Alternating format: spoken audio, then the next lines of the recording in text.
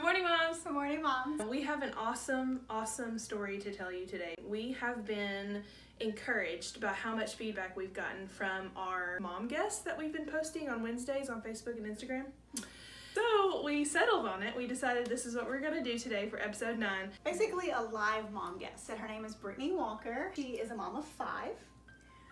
Her oldest is a boy, and then she got 3 girls in the middle, and then her youngest is a boy, and they range from, her oldest will be 13 soon, and her youngest is 2. She is in the trenches. And she loves to share hilarious stories on Facebook. But we are not bringing you this story because of how funny she is. At the end of last year, she was putting on Facebook that she wasn't feeling well. Around the end of November, she started just really being tired for no reason. She couldn't figure it out, even after a good night's rest. Yeah, she said she would get 8 to 10 hours and still feel exhausted. She thought that if she got herself up every day and like, okay, you're gonna put your makeup on, you're gonna do your hair, you're gonna go get your nails done, and you'll feel better. She was really good at positive talk. She just she's thought she powered through it. Yeah.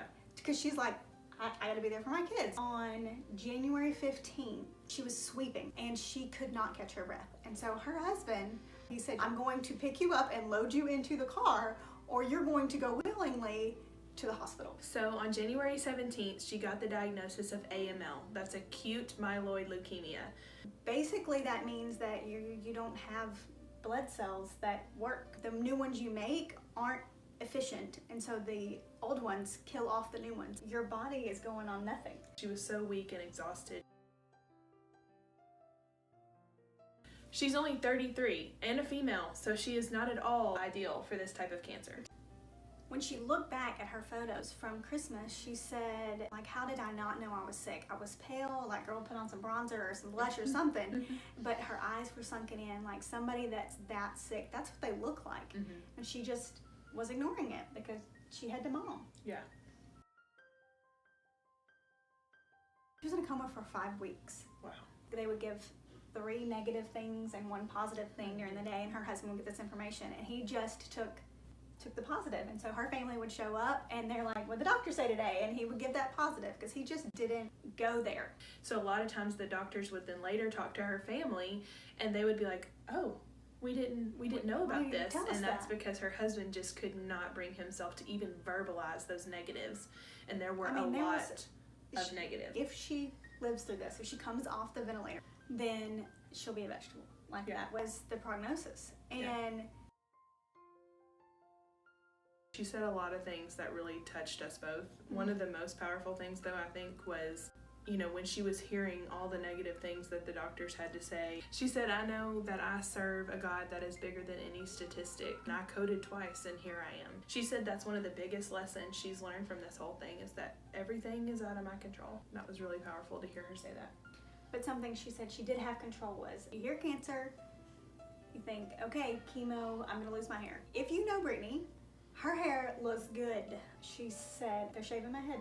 I want to be in control of this. She called all of her kids up to the hospital to witness it. She has one that's 2 years old and one that's 4, and she just really felt like if they could just witness it happen, then it wouldn't be such of a drastic shock for them. And so she just had a haircutting party right there in her hospital room. She wanted her kids to see the transition from old mom to new mom. Right. The 13-year-old just really understood the possibilities, what could happen as a result of cancer. He understood that, where the other kids didn't really get that. Like, they FaceTimed a lot during that time. And she said the first time she physically touched them was very emotional. And she said, and the emotional part was like having them leave and not going with them. So after she cut all of her hair off, she said she would walk by the mirror, or she would reach to, touch her hair, and it wasn't there. And it was just a constant reminder of not only that she didn't have her hair anymore, but that she had this cancer.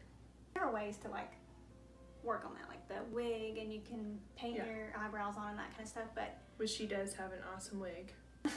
They look good. Said it affects everything. I mean, it even affects the intimacy she has with her husband. If she doesn't have on a wig or her makeup, she's so in her own head that she can't even be intimate with him. So like I said, she's very open with things. Well, she told us during this interview, which we didn't know before, is that she's writing a book. It's like just a little bit of a line from one of her pages was that it's all fake. The lashes, the wig, the hair, the makeup, but the diagnosis is real. The cancer is real. It's not something she can throw into the laundry hamper and get rid of and toss. It's not something she can wipe away. Like, it's all there. She has a bone marrow transplant coming up, so she will have to do strong doses of chemo before then. So she's going through it again, and that's pretty soon. And we want you to be able to follow her story. We talk about moms in the weeds so often, and if she's not a mom in the weeds, I don't know who is. Exactly. But she is a mom that is finding humor in every spare inch that she can. She is laughing. She is loving on her kids. And the fact that she did this with us is just showing you that she's not so self-focused on what's going on in her life that she cannot spread some hope around to other people, because she knows that there are other moms out there who have cancer. There are other moms out there in the weeds. There are other moms going through traumatic things in their lives. I know, we've all heard it said, you can't pour from an empty cup. But believe me when I tell you that out of the many, many things cancer has taught me, that is one that I have learned to be so true. Gracefully accept any help that anybody gives you. Take care of yourself. Drink the frappe, buy the shoes, get the petty.